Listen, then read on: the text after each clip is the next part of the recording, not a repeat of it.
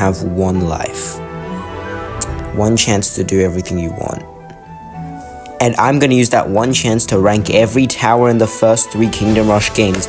Let's go. Bet you weren't expecting that randomly. Right, anyways though. We've done it for the first 3 games. The original Kingdom Rush Frontiers, and Kingdom Rush Origins. So why not rank every tower from those first 3 games in one single video? Now strap in, this is going to be a long one, like 30 minutes or so, I'd say. But a lot of this is going to be speed ran through because I don't want this video to be like an hour long. Anyways though, this video took absolutely forever to make. The recording and stuff was very hectic. So like and subscribe, at least like, to push this video out. But please subscribe, I need to beat my friended subscribers. Anyways, let's get into the video. I also thought it would be fun to kind of categorize them into tiers to separate them even more. So that's gonna be in the video. Starting off, we have the F tier towers, and these are the towers that, in my opinion, should never be used under any circumstances, or only have very, very specific circumstances where they can be good. Number 24, Knights Templar. Genuinely a disgrace to the name of Barracks. At first glance, these guys may seem insane because of their insane health, more than some heroes, insane armor, and one of the highest EHPs in the series, if not the highest EHP in the series. But to be actually good Barracks, you need the right setting and the right skill set. Like the Paladins with their skill set, and the Blazingers with their skill set. But these guys, they don't have anything going for them. Their first ability just gives them more health, which does increase their survivability a bit, but it doesn't actually help a lot, because they are already really hard to kill. The next ability is just a straight waste of gold, which is Holy Grail, so that if they ever die, they have a chance to be resurrected, which, first of all, they'll basically never die. And if they do, the chance to be resurrected is too small to ever make a difference in your arsenal anyways. Their last ability is a straight rip-off of the Paladin's Holy Strike. I forgot the name, but it just hits the enemy with a heavy hit. But I buy these guys, if I ever do, I'll buy them for tanking, not damage dealing, which makes this ability useless. It also comes to the fact that they are in Frontiers, which means in the levels that they are worth using, like Darklight Depths, they will be also immediately obliterated by just any enemy, especially the Death Coils or something. Number 23, Barbarian Need Hall. Time for blood.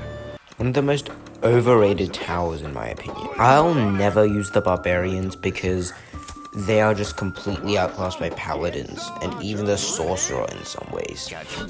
Now, people have said that they have the highest DPS in the game. I'm not sure that's true, but it's only physical damage. The Sorcerer and Arcane Wizard will both most likely out-damage them, and maybe even the Big Bertha and Tesla. Now, they have the worst ability objectively in the game. It doesn't actively hurt you, but hardly any abilities actively hurt you. This ability is Whirlwind. How it works is the Barbarians will just perform a Whirlwind attack every few attacks. Well, this is absolutely useless because, well, they have no armor, so you would want them to stay at range to use their throwing axes, which has much higher DPS. But then this Whirlwind means you have to put them in melee range, meaning you're sacrificing DPS for crowd control, which they don't even do well. Then they have more axes as their second ability, which decreases their attack speed but doesn't increase the attack of throwing axes. So I think it has negative synergy. Don't quote me on that though, I don't know how it works. And finally you have throwing axes, which is their best ability by far, and it's actually good ability. They just gain the ability to throw axes, that's it. Well, the Barbarians just suck overall, but they do beat out the Templars because of their damage. Number 22, High Elven Maiden. Clear your mind. Alright, so this is a more controversial take than the other two. I mean, Barbarian's pretty controversial, but still, this community is very controversial. There's no objective opinion. But the High Elven Mage has many problems. Its attack speed is too slow, so it can't dish out consistent damage, especially in Origins when so many enemies have such high magic resistance. It doesn't have any way to counter the enemy's magic resistance either, unlike the Wild Magus, who has an insta-kill. Its two abilities. The first one is time-lapse, I think. It just freezes the enemies in place and does a small damage to them. But this is way too situational to be useful. Then they've got Arcane Sentinel, which is the reason they're higher than Barbarians and Templars. Arcane Sentinel summons one, then two balls, which float around the tower for 4 seconds. Then they go out and fire 10 shots, each dealing, I think it was like 20 damage 10 times. And then after that, they return back to their recharge. So it's not that useful, but it's good enough to get them this high, so I guess that's useful. The High Elven Mage's weaknesses are way more severe than its strengths, which is what eventually lands them this low of a position in the F tier. Alright, next we move into the D tier towers. These are the towers that are extremely situational and hardly ever used, but they are used more than the F tier towers and are better at their job than the F tier towers. Number 21. Arc Druid Henge. Into the wild. At first glance, you may think the Arc Druid Henge is everything you could want from an artillery. I mean, it's got great damage and surprisingly really fast reload speed for an artillery, fast attack speed, and it can charge up its bolts. But I have a problem with these towers that could charge up like 3 or so bolts to deal more damage. That is that it can only really charge it up between rounds, and most of the time it won't charge up. It will just deal its basic like 1 hit, and it's not like gonna do a lot of damage that way. And its abilities are pretty atrocious. Let's talk about them. So first, it's got Ruin Bears, which just summons a bear. Like, that's it. But for the price, it can only summon 2 bears. And with the same amount of money, you could get almost a Blade Singers. Like, you are better off buying any form of normal barracks. The only time I would ever use these if I'm out of strategic points, but yeah, that's why it's in D tier and not F tier. It's also got Sylvan Curse, which makes it so that if an enemy affected by Sylvan Curse takes damage from the tower, it will share damage to other enemies near it. Which is stupid, because if you use these guys effectively, they'll be constantly attacking and constantly killing, so they can't share the damage. Well, yeah, I have nothing else to say on this tower. Goodbye. Number 20, Tribal Axe Throwers. Ox is ready, man.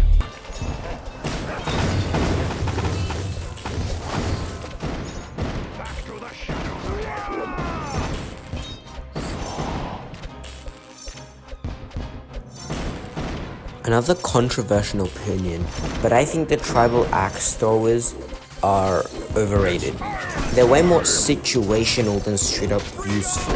They have 2 abilities, which is where all their power stems from. Aside from that, they have average attack speed, average damage, average range, average in everything. But if you're just average in everything, that would land you actually a bad spot on this list, considering so many other towers like the Battle Anchor and Dwarf are so powerful. Its 2 abilities are Curse of, Totem of Spirits and Totem of Weakness. Totem of Weakness makes everyone affected by it, every enemy, take more damage, which is like insane, really cracked ability. The other one is Totem of Spirits, and this game has a lot of deadly magic users, and Totem of Spirits, all it does is just stop them from using their magic. So it's kinda useful, but I mainly buy this tower just to get Totem of Weakness, because aside from that, it's got no use. I would always build a Crossbow 4 over it.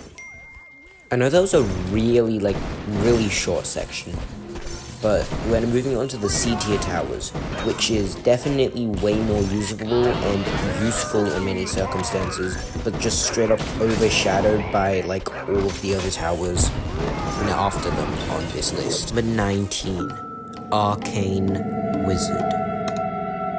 My list, is just straight up controversial opinions, isn't it? The Arcane Wizard is one of the most overrated towers in the series. So what does it have going for it? It's got a really slow attack speed, but really strong, really high damage, like a lot of other towers. This is, well, limiting its ability, because I would rather something like the ranges, because the ranges, like, let's say there was another tower that was an archer and had the same DPS as the Arcane Wizard, but instead of firing a big shot that deals with damage, it fires a bunch of little shots that deal with damage over a certain amount of time. I would rather have that tower, because then if it just misses its shot, there's less damage fall off than if it, well, didn't, because then if you take the fast firing tower, then it would just miss its shot, but then it would, within like half a second, it would be ready to fire another shot. But the Arcane Wizard, you need to wait for like 2.5 seconds for it to fire another shot. It has two abilities. The Arcane Wizard's first ability is Death Ray, just a straight insta-kill, and I love this insta-kill because it's like in older versions of the game, I'm pretty sure it fired after a certain number of shots, now it's coming down. But its insta-kill is just a regular insta-kill now. But it's pretty fast recharge. This is the tower you want to use if you want to deal with high health, high armor, tanky enemies, because of this insta-kill. It's just like a really good ability, but you can't give it much higher than C tier just for having a single good ability, which is just a regular insta-kill at the end of the day. Now, its other ability is Teleport, which is just teleports enemies backwards. That's it. That's the entire thing. I use it for the memes because it's funny when an enemy just like comes up, gets teleported back, comes up, gets teleported back again. It's funny, but I don't think it's actually practically useful because it doesn't do its job of stalling well, and this tower is a damage dealing tower. So, yeah. Number 18, Holy Order. Let there be light. There's not much to analyze here with the Holy Order. It's just like tankiness, like that's it. All you have here is a straight tank. It just stalls enemies really well, and its ability that gives it high armor, and it's got an ability that heals himself, and it's also got the ability Holy Strike, which just does heavy damage. That's useless because I buy it for stalling, not damaging, but still. Anyways, this tower just tanks, but because it's a barracks, you can't really rank it high if the barracks don't do their job exceptionally well, so I guess that's why it lands in C tier. Next, we move into the B tier towers, and there's a lot of them over here. The B tier towers, like, are definitely good and usable, but not particularly, like, great or like goated towers like S or A tiers. And Number magic. 17, the Archmage. A wise choice. Alright, so I think some of you might say, oh well, the Archmage definitely deserves to be higher, and I wish I could put it higher, but I realistically can't. As I said before with the Archdruid Henge, the Archmage, like, charge up a bolt effect will only ever be used between waves, which isn't used enough to make it, like, an actual good ability that you should use. The other ability is, like, Twister. It's just, like, a crowd control ability, but I understand why, like, so many of these towers that are dedicated to one role have an ability, like, just chucked in there that does a completely different thing, like, both Paladins and Templars, which are both dedicated towards tanking, just have a strike ability, and the Archmage here has a crowd control ability. I don't even know why you just add this, bro. It doesn't fit their playstyle. I don't understand. Number 16, Golden Longbows. Shoot the thrill, ready to kill.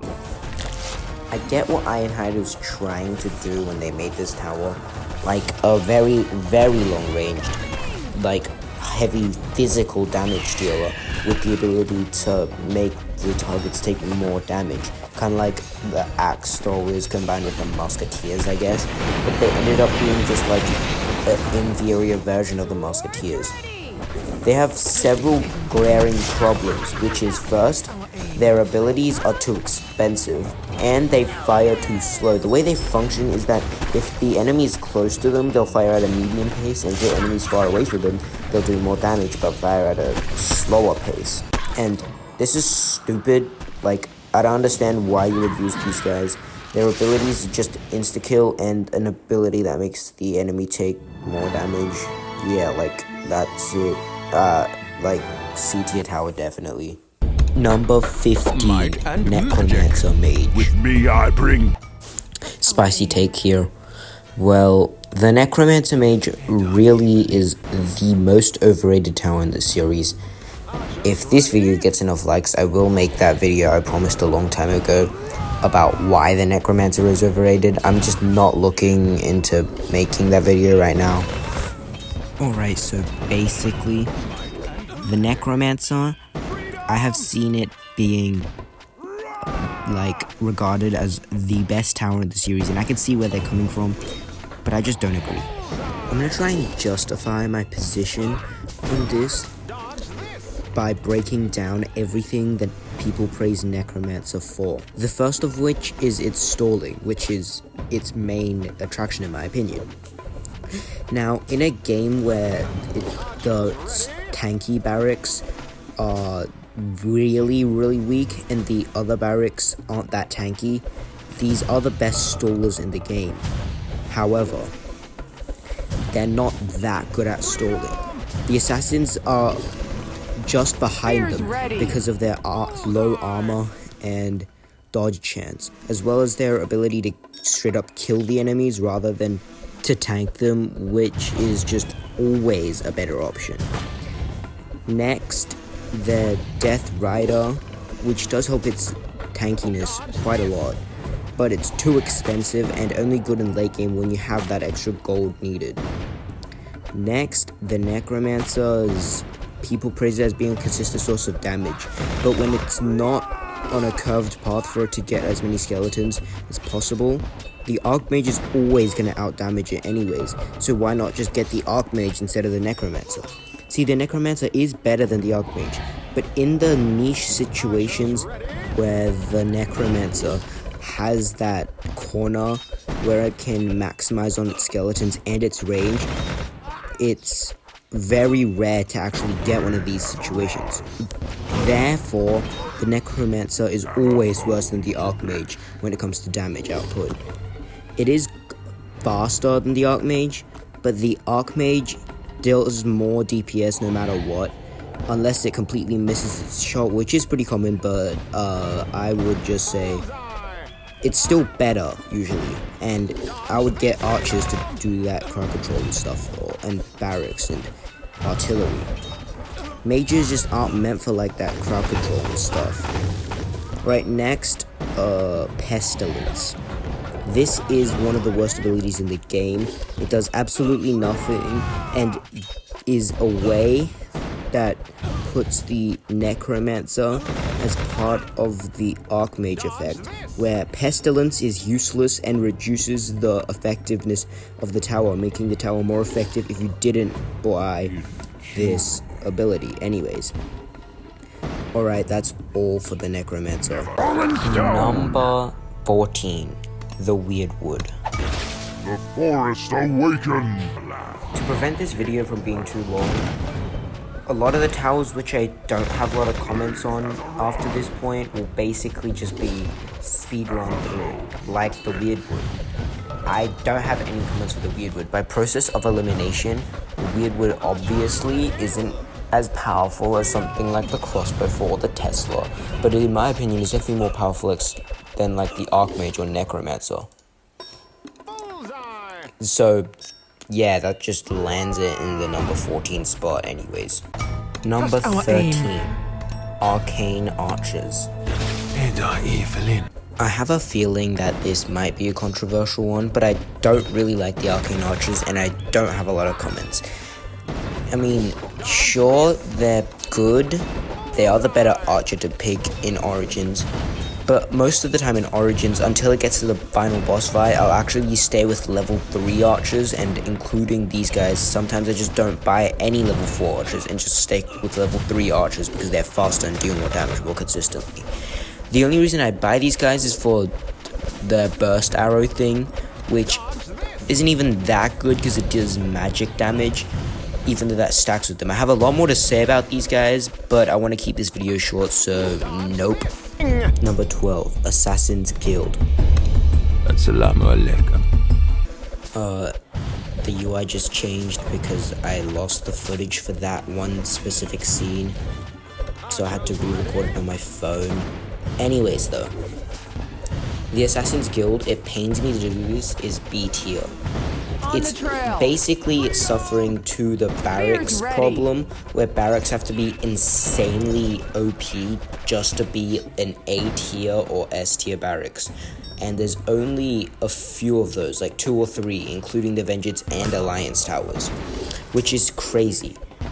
Which is also crazy to think is that when I started this video, the Alliance hadn't come out yet. Alright, anyways though. The Assassins are the better option for barracks and almost made it into A tier, which should tell how good they are, because for a barrack to make it in A tier, it has to be OP. But I don't really have much to say about them, so I'm going to skip over the rest of this and move on to the next. Number 11, the Bladesinger Hall. Honor to serve. Again, nothing really to say about them. They are very good and at the top of B tier.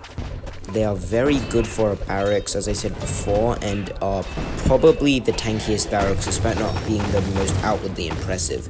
But they do have all their insane abilities, which does help them massively. Anyways, though, no further comments. Alright, we're done with the largest tier, B tier, with 7 towers. That's actually crazy. Slightly less than a third of all the towers on this list. Anyways, though, we're moving into A tier. These towers are genuinely good, and I basically think they can be used in any situation, or they can be used extremely well in the situations that they're intended to. Not really in any situation, but in most situations they can do very well. This is another large tier, I guess, but it's kind of small as well. Number 10, Musketeer Garrison. The Musketeer Garrison is painfully underrated in my opinion. For most casual players, well, I'm a casual player, but for most players that aren't like an active member of the community and stuff, and like they just play the game once or twice or something and then make a ranking video or something, they'll probably put Musketeer Garrison at the bottom along with the Big Bertha. Both of them are painfully underrated in my opinion. But the Musketeer Garrison does fall to the bottom of A tier due to many reasons. Their DPS is insanely low, even though they can do high burst damage. They can burst down a tanky enemy better than any tower, including ranges or anything. But they just are worse than the rangers because of their abilities being weaker and their DPS being lower. No further comments, by the way. Oh yeah, Sniper Shot is underrated. Number 9. Rangers Hideout. Like a whisper. The Rangers have hands down one of the best abilities in the game, Wrath of the Forest, and their poison arrows is insanely good for everything, but they are kind of hampered because poison arrows level 2 and 3 is kind of useless, and a bunch of stuff, basically. But the Rangers Hideout is still a top tower, top 9, and an A tier tower, though it does fall lower than a bunch of the towers above them due to just being outclassed and outranked by them. No further comments. Number 8. The Forest Keepers. Nature's calling. Alright. Despite Origins having by far the most amount of weak towers on this list, the Forest Keepers are nothing to be understated. In my personal opinion, they are by far the best tower or barracks in the first 3 games, and possibly of all time. They're just rivaled now with the Elite Harassers from Vengeance. But anyways though, from the first 3 games, they are the best barracks. Ancient Oak Spear makes them one of the greatest towers to destroy enemy armor. Then they have a stalling ability, which is their vines, and a healing ability, which, when paired with Blade Singers, is insanely OP. This is the one situation, the one game, where I like stacking barracks, which is putting 2 or more barracks with each other. And this is because, well, the barracks are just OP in this game. Like, you already got the Blade Singers, who, like, are insanely tanky, but now you have the Forest Keepers as well. These guys have insane damage, so if you stack both of them, the Forest Keepers can use their Circle of Life ability to keep the Blade Singers alive, and then use their Ancient Oak Spears ability to kill any enemy that tries to come near them. If the Forest Keepers die, they can then use their Vines to stall the enemies before healing up to full health or doing something. Then they can move in and use their high amount of HP to tank for just that bit longer, even though that is the last resort. But the thing is, right, they have that at their disposal because they have massive amounts of HP, and with their massive DPS, they can insanely quickly destroy enemy hordes, even more effectively than the Rangers. Especially tanky enemies, those guys fall so quickly, but especially with Ancient Oak Spears level 3. Number 7, the Wild Mages. Logan! I have a feeling this will be a hot take, and this was my hot take of my Origins rankings video. This is the best Origins tower. Like no joke, no debate. This is the best Origins tower. It does manage to overcome the massive amount of like magic resistance in this game, and that's solely because of its insta-kill. Any high magic resistance enemy is just going to be insta-killed by it. Their second ability is Silence, and it isn't as good as the Axe Thrower's Silence because of this game not having as many annoying and deadly spellcasters, but the Axe Thrower's was ranked low because of its non-ability actually, to do a bunch of stuff that is important, while the Wild Mages has a weaker version of its abilities, but it doesn't need the abilities to function like the Axe Throwers, and can do many other things. It's got insane DPS because of its trait that builds up more passive damage every time it hits the same enemy. It's got magic damage, which is good against a bunch of heavy physical enemies. It's got a silence ability, which isn't as good as before, but it's still really good. And this is my basically hot take. Anyways, this video's about to get too long. And number 6, 500mm Big Bertha. I need to say the full name for everything here. Anyways though, this is a severely underrated tower in my opinion. Like, its first ability, which is its missile, is already acknowledged as really good, so I'm not gonna rant on that. This video is really long right now. Its second ability is Cluster Bombs, and that ability was so good they had to remake it for a bunch of towers like twice, and that's saying something. But then you realize that all the towers that Cluster Bomb was made for was pretty bad, and that kind of just puts them lower. But still, this is a highly underrated tower. Great for crowd control, better than the Tesla for crowd control, because the Tesla can deal it can kill high tanky, high damage, and high health enemies in a group, but these guys can kill like the smaller enemies and everything in a group. Anyways, no further comments. Number 5, the Dwarf. Ready to rumble! Landing itself at the top of A tier, the Dwarf is insanely overpowered. It's only got one weakness, which is the exact same as the Necromancer's weakness. Without a good curve around a path, it's not that effective because it does hit everything in its range at once. So you want to effectively maximize its range. But that also creates a collision with the Necromancer, because do you want to use that corner for the Dwarf for its area control, or do you want to use that corner for the Necromancer with its stalling? Well, this is a decision you have to make, but in my opinion, the Dwarf is times better. The Dwarf is insanely good, especially with Furnace Blast, which can deal insane DPS, and we have finally reached the tier that I have been waiting for the entire video to get to, and that is S tier. These towers are insane in almost everything, with almost no flaws in anything that it does. Number 4, Tesla X104. Charged in. Well, we finally reached the Tesla. Fun fact, like about a year or so ago, I used to be a Tesla hater, and I thought the Tesla was like one of the worst towers just because of its low damage. But since then, I've realized how good the Tesla truly is.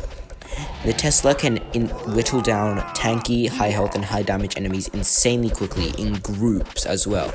Overcharge is broken, and Supercharged Bowl is not broken, but it's still an insane ability. But I do think it is slightly overrated. It isn't the best tower in the original game, in my opinion. Number 3, Back to the Sorcerer shadows of Mage. hell. Completely random fact, they have probably the best voice line that's been played in this video. Like, I don't know. Okay, anyways though, the Sorcerer Mage is insane. The Sorcerer Mage, in my opinion, the Sorcerer, right, is the best tower in the first original Kingdom Rush game. In my opinion, the Sorcerer Mage just does everything right. I don't know how else to explain it. The Sorcerer Mage is just crazy. It's got the stalling because of the Golem, the insta-kill because of the Polymorph. It's got the support because of its innate ability to reduce armor off of any enemy. Insane already. But then you realize that its ability to remove armor can be paired very well with high physical damage towers like the Musketeer or the Tesla, or even the Rangers, though the Rangers could bypass this with poison. But I can't understate how insane Polymorph is. If you're new to the game, just realize you can kill the sheep by tapping on them. Sure, it is a less effective insta-kill than, let's say, the Arcane Wizards, but in my opinion though, the Sorcerer is still much more powerful, because it has a weaker insta-kill, but it also has stalling. Meanwhile, the Arcane Wizard's form of stalling is just weird. Now, I know in the past I've said that a tower that's meant to play one role has all its abilities in another, which is weird, and I mark them down for that. But the Sorcerer doesn't really have a playstyle without its abilities. Like, Sorcerer is kind of a support and kind of dealing damage as well. So I don't know what to expect. So it does it right. It does it right with these abilities, just like the Wild Mages. But it does it much better because of its overall stats. Number 2, the Crossbow Fort. Time for target practice. Even though I made this list, I still don't know myself how the Crossbow Fort got number 2. Like, from the start, I knew they were S tier, so they had to be top 4, right? But I expected them to be 4th, or at most 3rd, but 2nd was kind of a stretch. But the more I play Frontiers, the more I realized how much the Crossbow Fort is important. The Crossbow Fort itself is the high fire rate tower of this game, Frontiers. Barrage is its high damage ability, which allows it to do pretty high damage and increases DPS by a lot. But it's worse than its support ability, Falconer. This increases the range of itself and all towers around it, as well as increasing its own critical hit chance. This not only increases its DPS, but also its support as well. This tower has everything. It's got great support due to Falconer, it's got great DPS due to Barrage and its basic attack, and its basic attack only has a 0.5% attack speed, which is insanely quick and can help them crowd control as well. This is crazy. This is what lands them at number 2 on this list. I'm not going to go into specifics a lot, so yeah, that's where we're going to end the review of that. And number 1, Battle Mecha T200. Battlemaker Online. Ever since I first played this game, as a kid, as a small child, the Battle Mecha has been my favorite tower. Not only is it insanely broken, but it's fun to use. The Battle Mecha, as you can see in this footage, is already destroying enemies. The only downside that I could see someone arguing it to be is that it's expensive. And while yes, it is expensive, it does its job too good to be like not used. The missiles are basically a glorified, better version of the Bertha's missiles, which are already regarded as one of the best abilities. But these are like almost global range, have tracking, and you can fire 4 at a time. Then you got its waste disposal. The waste disposal combined with Karkinos is slows, or any slows really, can basically make it so that any enemy basically cannot move. Waste disposal at level 3 has insanely OP stats. But not only that, this tower can create choke points with that is only possible with this tower due to it being a mobile tower. It can move to locations which could not be reached by anyone else, so its range would be insanely large compared to anyone. Its effective range is larger than anything in the game except maybe the crossbow 4 because of this mobility. And it's got pretty fast attack speed as well, and this isn't the fake fast attack speed of the Arc Jeweled Henge. This is true fast attack speed. Like, if you can see this footage, it's not fast, but it's average, which is insanely quick for artillery. And it can hit flying towers as well. It's not just OP. As I said before, it's fun to use. Everything this tower has to offer, it does insanely well. This is truly what makes it a top of S tier tower, and the best tower in the original trilogy. So yeah, anyways, that is my list. This list took me forever to make, but I have a feeling this list will be pretty controversial because Necromancer, like 18 or something. Arcane Arch is B tier, a lot of people disagree with that. Tesla not top 3, people disagree with that. So yeah, like and subscribe for more Kingdom Rush. And alright, this video took me actually so long to make. If you know my channel, I'm pretty sure I started this right after I released my Origins video like 3 or so months ago, and at that time Alliance wasn't even out yet. That's how long ago I started making this. So please subscribe, like actually please subscribe. This took me so long, and it's literally like almost 7 gigabytes. Bro, I'm gonna run out of storage because of making these videos. Anyways though, I am trying to beat my friend in a subscriber race to 1k, and he almost beat me. He has like 230, I have 240. Just, if you're seeing this, please like and subscribe, and actually please just support me and stuff. Anyways, if you like this list, comment to say if I should make more and stuff. Yeah, the Vengeance list is coming out soon. If this video gets, let's say, 12 likes, then I will make the Necromancer why it's overrated video. And yeah, goodbye.